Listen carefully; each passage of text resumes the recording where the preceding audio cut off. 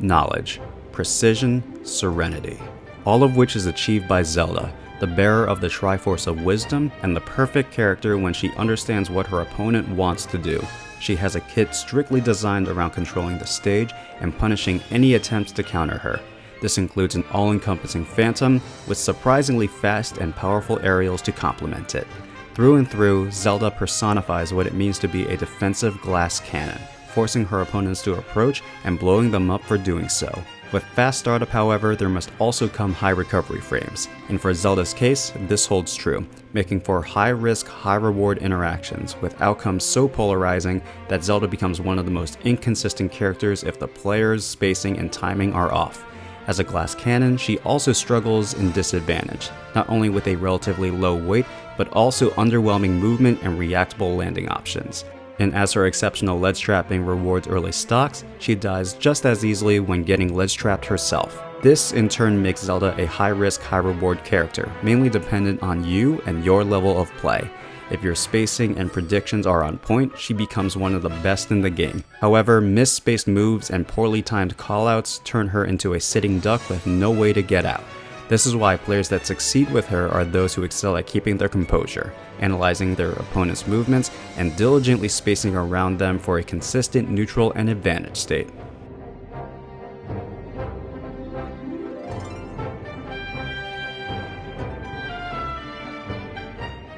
Zelda bears the Triforce of Wisdom, guiding her to make the right decisions at the right time. This is why she gets rewarded so much for correct spacing and predictions, boasting enough kill power to subdue even the heaviest of enemies.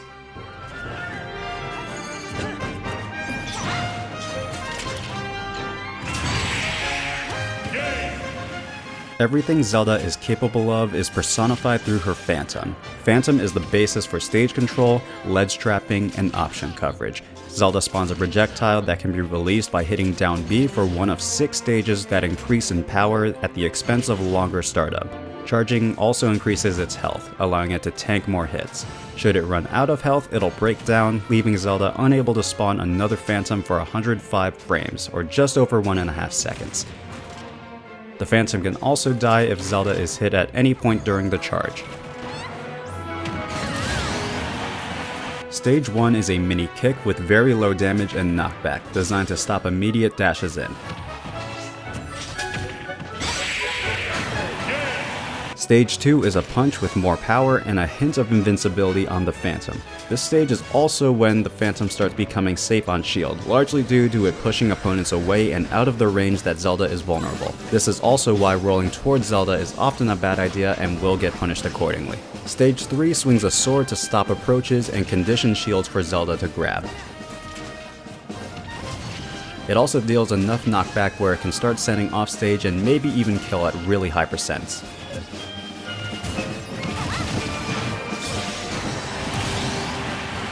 Stage 4 is an overhead sword swing clearly designed to pressure platforms and anti-air. With correct positioning, it can also catch opponents at the ledge. Stage 5 is an uppercut swing that's great for pressuring at a distance, catching landings, and ledge trapping. It has shield invincibility at the start of the dash, which can result in pushing opponents away from Zelda. However, the lack of a hitbox up close really incentivizes long-range engagements. And last is Stage 6, which is basically when Zelda can start moving while the Phantom is out. Despite taking over a second to use, it compensates for having a wide range of utility and payoff. While Zelda can find flashy creative combos with the Phantom, its main use comes from ledge trapping, hitting opponents below the ledge and forcing a perfectly timed get up to avoid it. But even then, Zelda can easily punish whatever option they choose.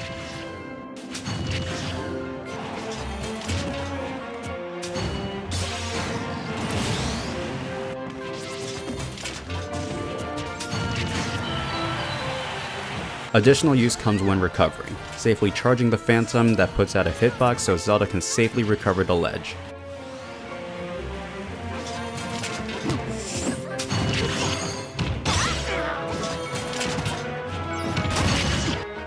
Due to the sheer amount of space it covers, Phantom inherently allows Zelda to control the stage and force opponents to play her game. However, the key shouldn't be to hit her opponents every single time. More often than not, the Phantom is less of a kill option than it is a way to position and analyze how her opponent tries to play around it. How she uses this knowledge, this wisdom if you may, will be the key to victory. Simple shields will be grabbed, while jumping out will get anti-aired by Zelda's aerials, or the Phantom itself. Defensively, spawning it will almost always force an aerial approach that Zelda can anti-air, shield,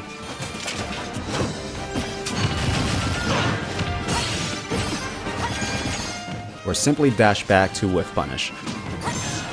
Any grounded approaches and rolls will probably get punished as well. The Phantom can be reflected and countered, which will basically always end poorly for Zelda. Her best bet is to bait it out and punish with one of her fast burst options.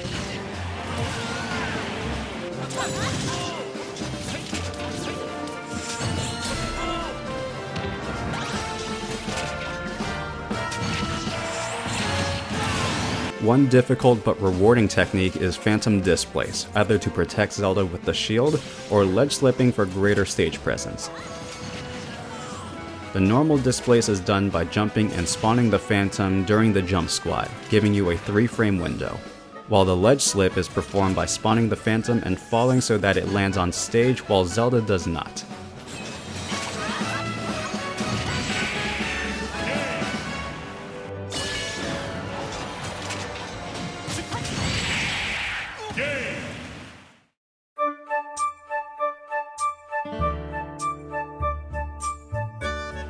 Zelda's jab is a quick 2-hit that leads into a rapid jab, a useful get-off-me option up close and easy damage to maybe set up a tech situation. However, while she can jab lock, she only has to do so with one jab, since it's technically 2 hits.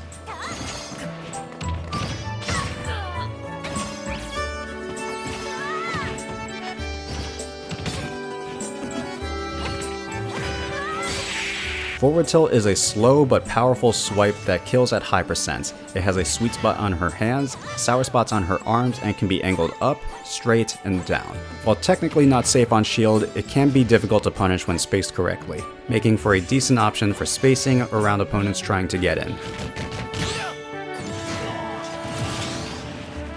Up tilt is a huge anti-air, combo starter, and the main reason jumping in on Zelda is so scary. There's an enormous hitbox on Zelda's hand that will beat out most attacks. Combo potential is great, though is always preferred to hit at the end of the move, as this will give you the most amount of time to follow up. At low percents, up tilt will combo into itself, which can then be finished off with an aerial. Additionally, she can mix in a pivot grab to catch air dodges. Mid and high percents is when it starts confirming into an aerial, which can then even take the stock at high percents.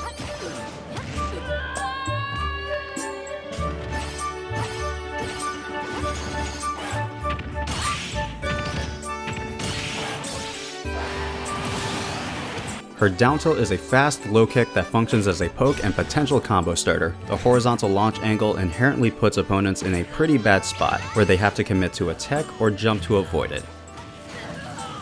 It can be somewhat difficult to punish when spaced, and is amazing at 2-framing recoveries. Combos will consist of dash attacks at around 30% before transitioning to forward or back air at 60% without DI.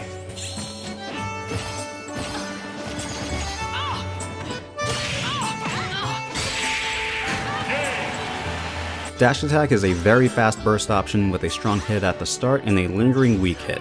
While it doesn't start any combos, connecting it puts opponents in an awkward position where Zelda can catch the immediate landings or chase them to initiate a juggle. It'll kill at very high percents and can be somewhat difficult to punish if her opponents are not expecting it, especially since she can quickly follow up with a down tilt or jab.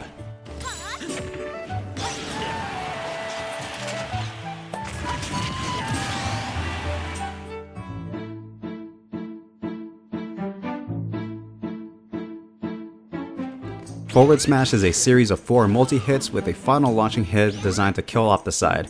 It is not safe on shield and will get punished if whiffed.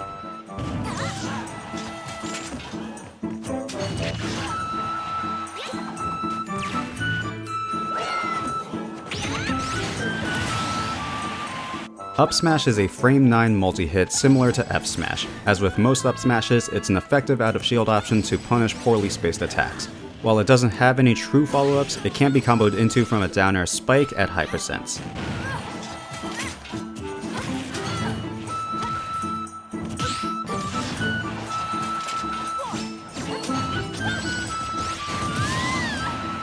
Down smash is Zelda's fastest smash attack and sends at a nasty horizontal angle. It has a strong front hit followed by a slightly weaker back sweep. A very basic smash attack to send off stage and kill at high percents. Despite the very fast startup, Zelda doesn't have an amazing kit to combo into it, only really limited to down air.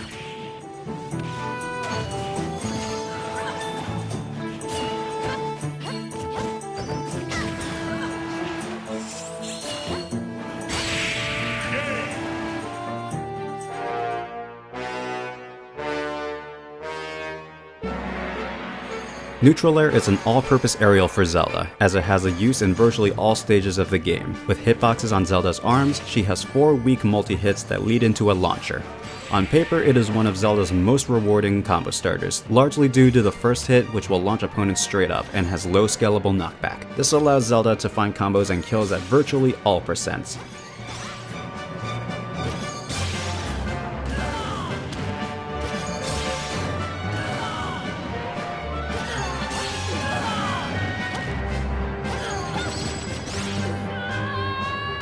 In practice, however, it's an extremely inconsistent move with opponents spacing around it or simply falling out. As such, it's typically reserved for less rewarding combos, typically from a jab or a dash attack. Additional use comes in the form of anti-airs, edge guarding, and ledge trapping, all of which are heightened by the Phantom.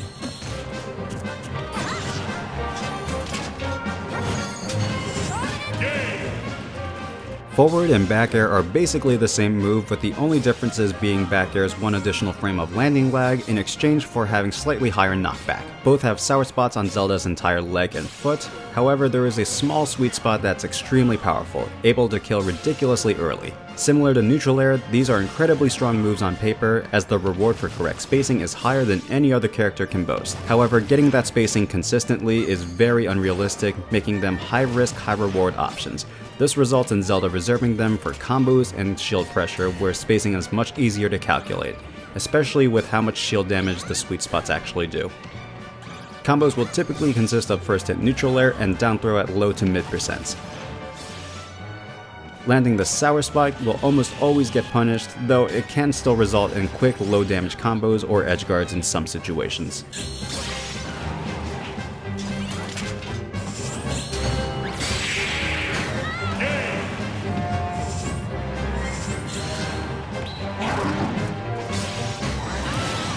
Up air is a powerful, disjointed anti-air and kill option with a strong hit at the start followed by a lingering weak hit.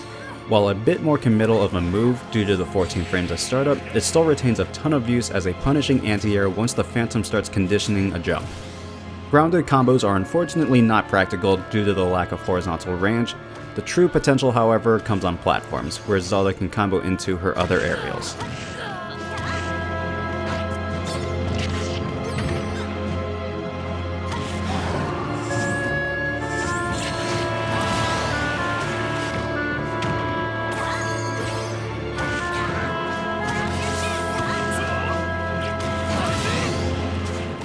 Zelda has one of the best downers in the game and certainly the best spike hitbox. It has a strong spike at the start and a weaker spike that lasts for an astonishing 9 frames. This allows Zelda to not only spike with a strong hit, but also gimp most recoveries with the late hit. Connecting it on stage also provides value, as it's an effective combo starter at all percents, and even kill confirms into a lightning kick or up air at mid to high percents.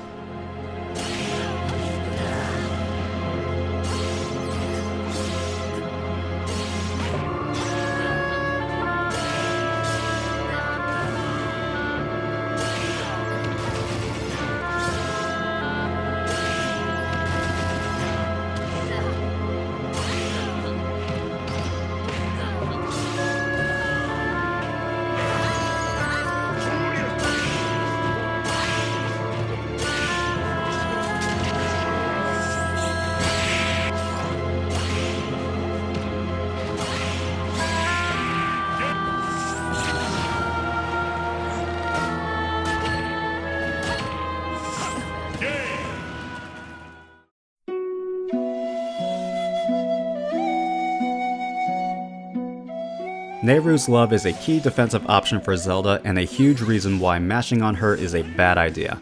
Zelda is intangible from frames 4 through 13, while the actual hitbox lasts from frames 11 to 22. This effectively makes the move a frame 4 escape option and is why most players will mistime their punish.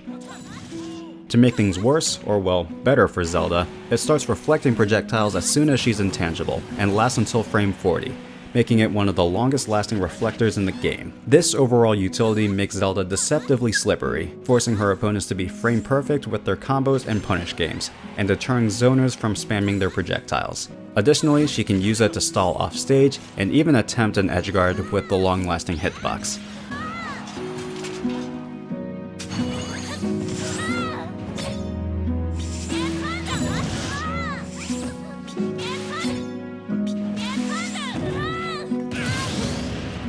Din's Fire is a slow, distance-based projectile used to edgeguard or call out jumps.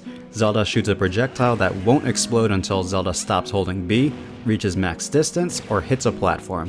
All the while, Din's Fire increases in damage, hitbox size, and knockback the longer it is charged. Despite having amazing range, it takes at least 44 frames before it explodes. This inherently makes it a high commitment neutral tool and really only useful for edgeguarding, or calling out jumps while the Phantom is out. She can stall in the air to potentially mix up her movement, but it's still a big commitment.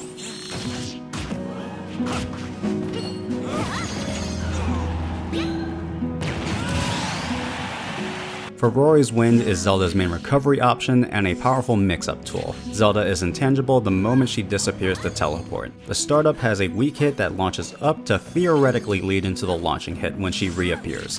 Theoretically being the keyword, since players can DI the first hit as percent increases. Despite this, the fast startup makes for a great out of shield option that could potentially kill at high percents. In neutral, Faron's Wind can be a surprisingly decent mix-up to catch unsuspecting opponents. This works particularly well at the ledge out of a double jump to regain center stage, but as always, spamming the option will be promptly punished. And since it's a teleport recovery, Zelda can opt to teleport cancel, slipping off of the stage to cancel her landing lag and bypass the free fall. Positioning and angling are the keys to master, but the most basic cancels are teleporting when just over half stage for final destination and battlefield.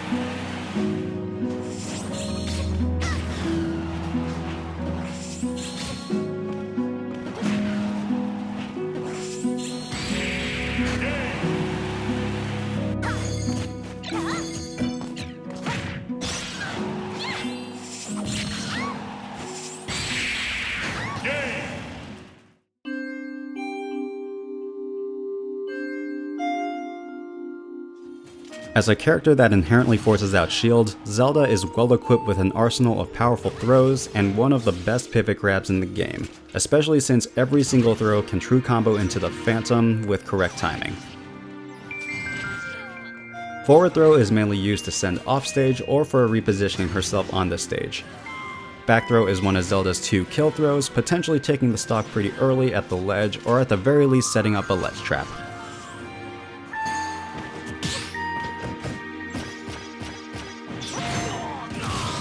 Up throw is her other kill throw, albeit at higher percents, but kills consistently regardless of positioning sake. It'll start killing lightweights around 130%, midweights at 145, and heavies around 170. It can also set up a tech situation on battlefield at low percents, which can be punished accordingly.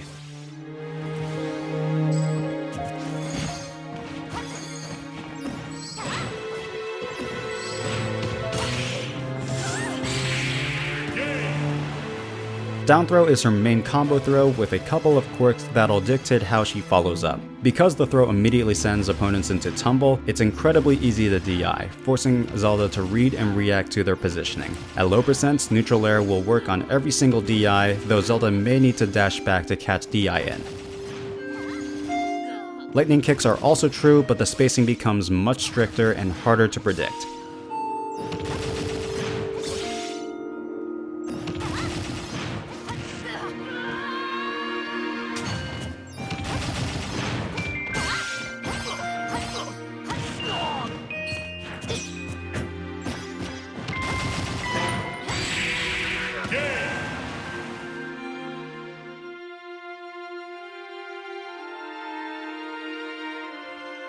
Zelda fights her battles through knowledge and magic. Even when she isn't hitting you, she's always thinking, diligently analyzing your patterns, movements, and playstyle. The defensive glass cannon with potential to delete anyone at any time. The Princess of Hyrule and the Triforce Protector. With all the power she possesses, it's crucial to hone it, as those who do not know the danger of wielding power will, before long, be ruled by it.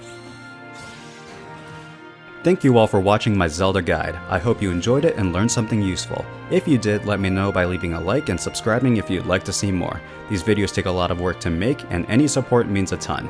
Huge thank you to Tano for some of the awesome clips, and is hands down the flashiest Zelda I have ever seen. If you're a Zelda main and want to learn more about her meta, be sure to join the Zelda Discord server. Links, along with the music used and Tano's social media, are in the description. If there's a character you want me to cover, let me know in a comment below. That's all I have for now, and I'll see you all later.